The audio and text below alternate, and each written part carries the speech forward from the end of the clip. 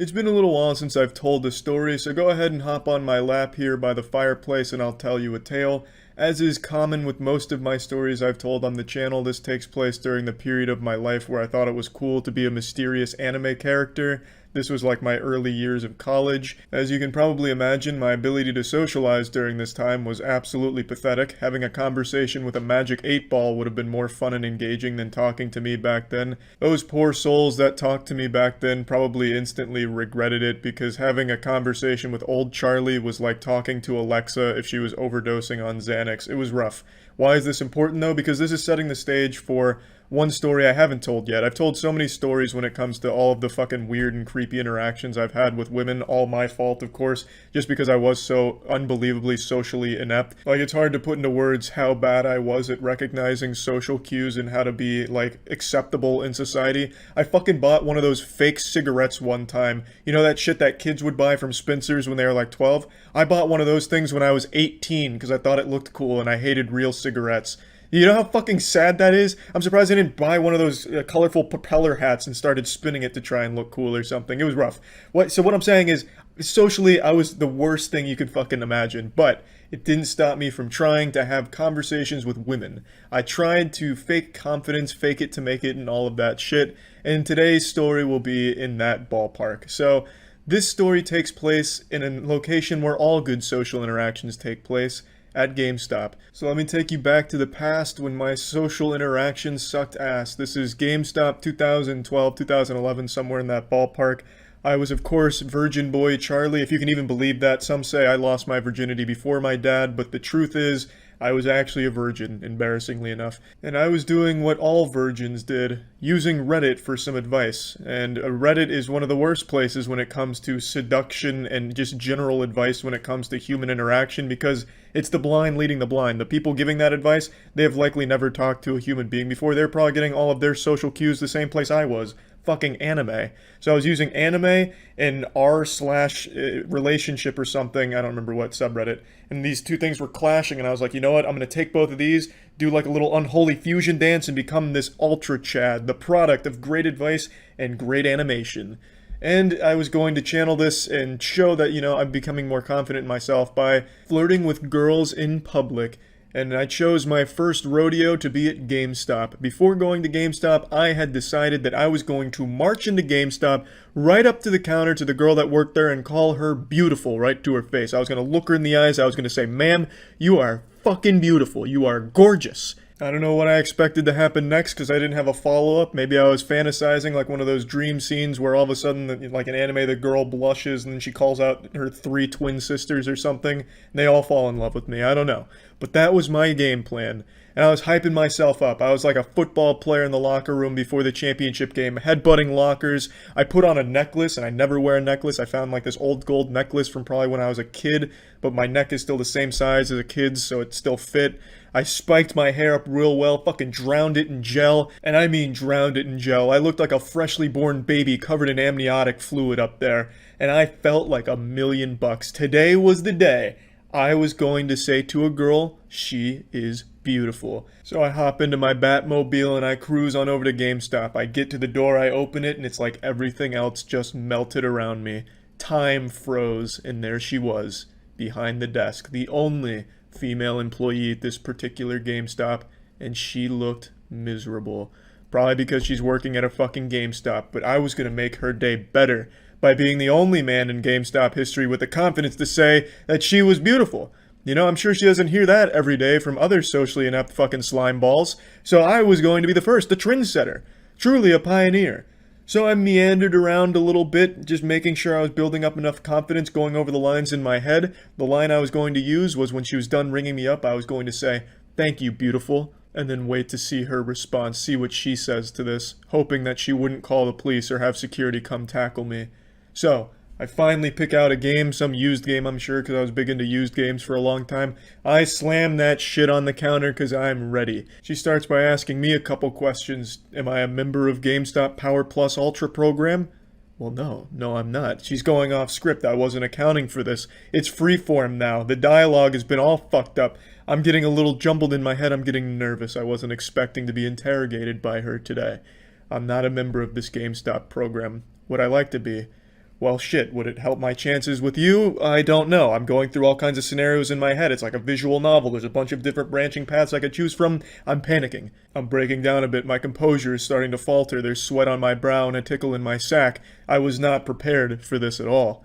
She then asked me, do I want my receipt? Another question I wasn't anticipating. Do I say, thank you, beautiful, now? No, that wouldn't make sense because she asked me a question. I can't just respond with I have to answer the question. Everything's all falling apart at once. It's like Salvador Dali's painting where the clocks are melting. I'm running out of time. I don't know when to say this line. And no, I don't really want this receipt. What am I going to do? Wipe my ass with it? I paid $3 for some garbage used game. I tell her, no, thank you, you keep the receipt. And that's when she says it. A sentence that could dampen the pants of any man, even the strongest men. She says, thank you for shopping at GameStop. I freeze. I don't know how to respond. I stand there for what feels like hours, looking at the ground, wondering, is now the time? And then I decide I muster the courage within myself, the strength to go forward. I say, thank you, beautiful. I'm still looking at the ground when I say this, because I haven't earned the right to look my GameStop queen in the eyes yet. And then I do what any sane man would do. I ran away. I fucking jogged away. Before she could even, actually respond, I started jogging away with the bag in my hand like I just stole the game from GameStop. But I did hear her say, oh. I know for a fact she said, oh, as I turned my back to run away. I ran all the way to my car, hearing that oh in my head the entire way there, got in, slammed the door, and I thought to myself, Charlie, you did it. We just made that employee extremely uncomfortable, and man, do I feel like shit about it. It was a good lesson to learn. That was probably already the 5th or 6th time that lady had been hit on that day by fucking weirdos like me. She probably just up and quit that day. That was probably the last straw right there. I don't know, because I never went back. I was just so goddamn embarrassed about this whole thing, but I do imagine she quit that day. But yeah, I tell you this story in the hopes that people will learn from it. Don't make the same mistakes I did. Don't be a fucking weirdo, and don't, yeah, that's basically it, really. That's about it. So yeah. What's up, everybody? It's Critical. For years, I've gotten emails asking me to tell more stories, so that's what I'm gonna do tonight. Cozy on up, pop a squat down by the fireplace, and listen to my nipples. Ashamedly, this tale isn't that old. It happened last year. After my long-term relationship ended, I had devolved into a socially inept husk. I had completely forgotten how to flirt or talk to females in a romantic way. It was bad. Every time I even tried to talk to a girl, I sounded like a troglodyte ODing on sleeping pills, and God forbid a girl ever made the mistake of starting a conversation with me. They would soon find out that I was fundamentally fluent in aphasia. The shit that was coming out of my mouth was just unintelligible. It was downright disrespectful to humanity how bad I was at flirting. But there's one night in particular that I still lose sleep over when I think back on. One event that to this day, when I'm about to ejaculate, makes my penis tingle in an unpleasant way.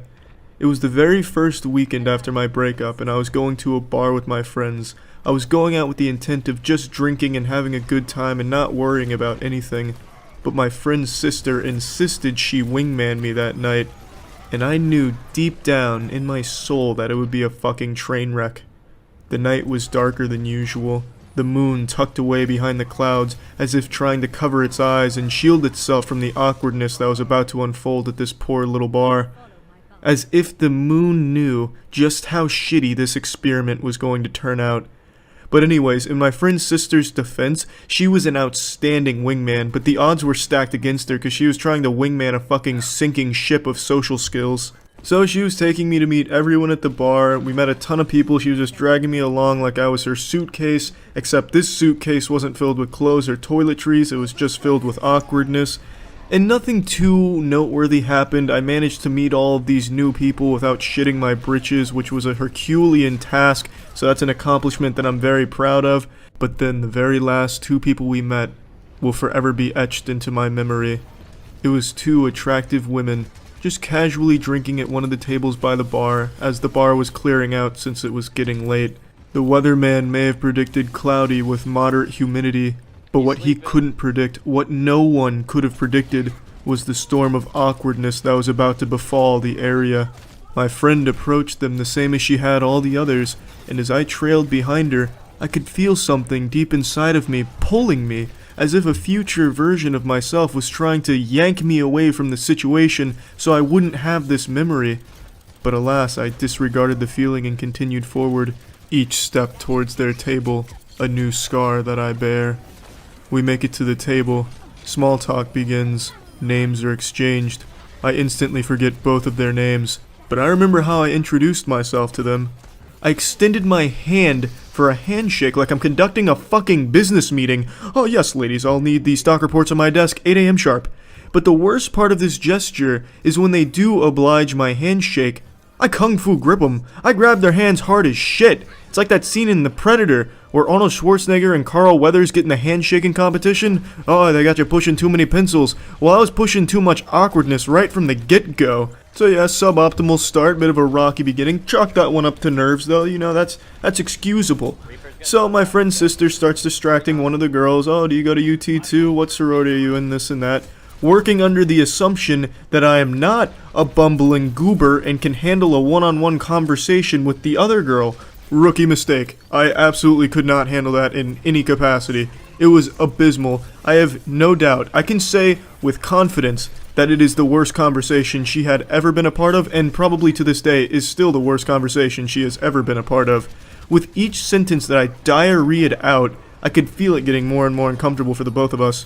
So, do you like alcohol? I mean, it's a good beverage. Envelope adhesives, how do they keep those damn things together? You know, some strong shit. Oh, this is some nice shoes. I like shoes. I wear shoes sometimes, too. I don't wear shoes when I sleep, though. I take shoes off when I sleep. I'm not weird. I don't take the shoes. It was fucking miserable. And this continues for about 15 or 20 minutes. I don't know how she resisted the urge to just puke in my face, but she just let me keep going. I'm just over here hooting and hollering about our universe being a simulation or some shit. And then eventually she gets so bored, and I'm confused because I'm having a conversation with myself in my head, and I'm having one with her. So I was just, by the end of it, I didn't know if I was talking to myself or talking to her. It was just a weird situation altogether. But she gets so bored, and she puts the kibosh on it. She says, "Look, I've been having a shit week, and I just want to go home with a guy tonight, okay?" And then she puts her hand on my hand. And then I looked her in the eyes. We locked eyes for a minute. And I said to her, "Well, you're gonna have to hurry up because the bar's clearing out. I wish you the best of luck finding a guy, but if you don't find one, I'll eat your pussy for a little bit if you want." That is verbatim what I said to her in response to that. I could never forget those words. They're burned into my brain. The second those escaped my mouth, I became sober. I was inebriated going into it. I said that, and then I could have flown a fucking plane at that point. I could feel my asshole pucker. My anus was becoming the universe. It was like every cell in my body was being bludgeoned by a cactus.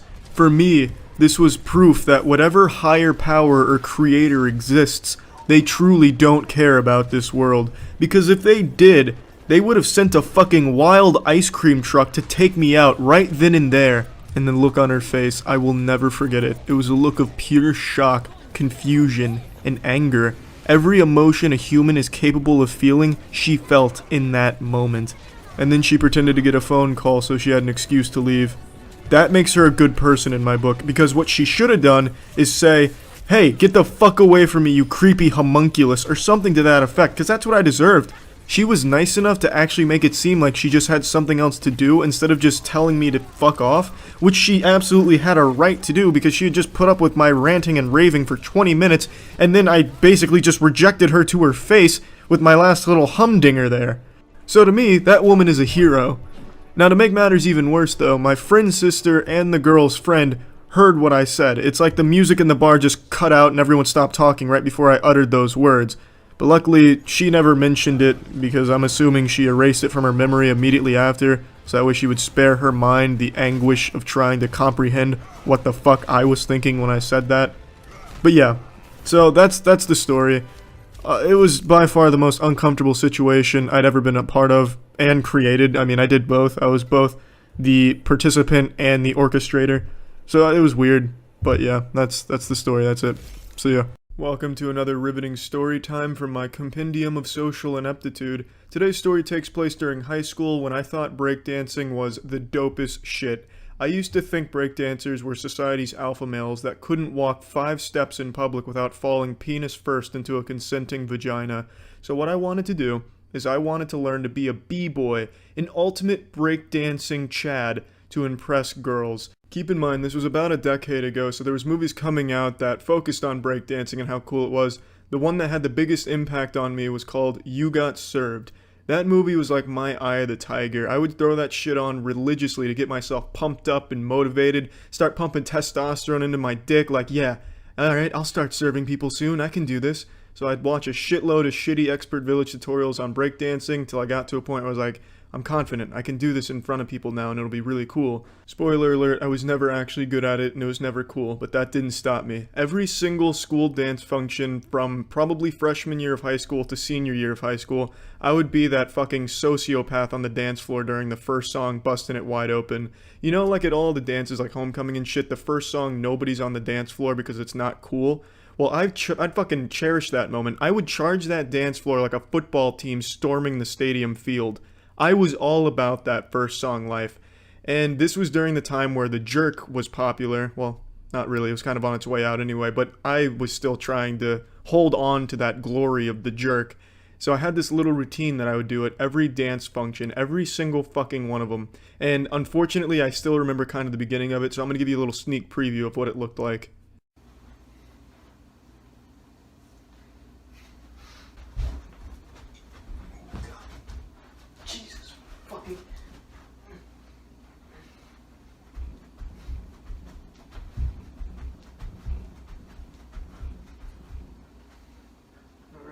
Breakdancing. I know, ladies, just leave your sodden panties in the dirty clothes and wash them later. What you just saw right there, what you just bore witness to, was a body wave into a 6-step combination, a little groundwork that I tossed in there for flair, then the jerk tacked on at the end. A combination move only fit for the most elite b-boy gods out there. Now, at the time, this was 10 years ago, I was far more limber, so I could go from the kneeling position to the standing position without fucking blowing up my meniscus. Now is a different story. I can't exactly do it as well as I did back then, but in a nutshell, that's kind of what it looked like back then too, honestly. And let me tell you, it wasn't cool. I don't think that routine I came up with will ever be cool. If I'm wrong, please, some b-boys out there, make it better and send it to me. I'd love to see how that could possibly be improved, because in my eyes, that's as good as breakdancing gets. And they didn't appreciate it. So my high school just didn't really have a taste for the finer breakdancing things, because no girls ever thought that was cool, surprisingly. And let's fast forward. So I do that at all the dances. It never really got me anywhere or anything, and I never changed the routine. That was about the extent of it. That was my breakdancing prowess on full display. That was me sailing at full mast, full erection, red alert, and nobody gave a shit. It wasn't cool to them, and it clearly just objectively is not a very good routine. But let's fast forward to senior year. I'm still doing that routine, and I finally worked up the courage to ask a girl for her number, and she humored me by actually giving it to me. She was clearly not interested, but that didn't stop good old b-boy Charlie from trying. So in order to try and get her genuinely interested in at least like kissing me on the cheek or asking me to tie her shoes or something romantic like that, I would send her videos of me doing routines like that. But I didn't have any friends to videotape that because no one was that close to me. In fact, I don't think any of my friends would do that now because it's just embarrassing. So what I would do is I would have my dad take videos of me doing breakdancing like you just saw, except by senior year I was a little bit better. So I was able to do like kind of head spins. I couldn't do like a head spin without supporting myself with my hands. So I could kind of just like walk my head around very slowly. And I would have my dad videotape that. It'd be like a 2-minute video of me just walking my head around slowly like that on the floor. And I would send her that.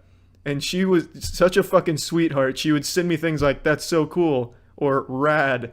Just, man, it was pathetic. Genuinely pathetic. So I'd continue to do this. And then she stopped replying. That's how that story ends.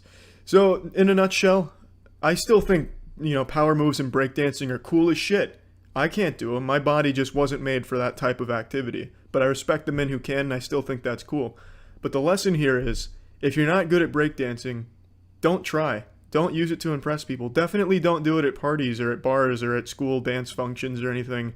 Just keep it to yourself. And definitely don't have your father videotape them, because that's equally as embarrassing. And trust me, I wasn't shy about telling her who videotaped that. I said, "Look at what my dad just filmed me doing," like it was some type of candid photo shoot or shot. So, the lesson here, just, Don't be a fucking idiot, I guess. There's really no lesson here. I don't think there's a lot of people out there that are trying to breakdance to impress girls in 2018. Now it's all about your Fortnite wins. But even if there is still that splinter cell of dudes out there that are blood, sweat, and tears pouring cum into the breakdance art, make sure you're really good at it before you show anyone that shit. Trust me.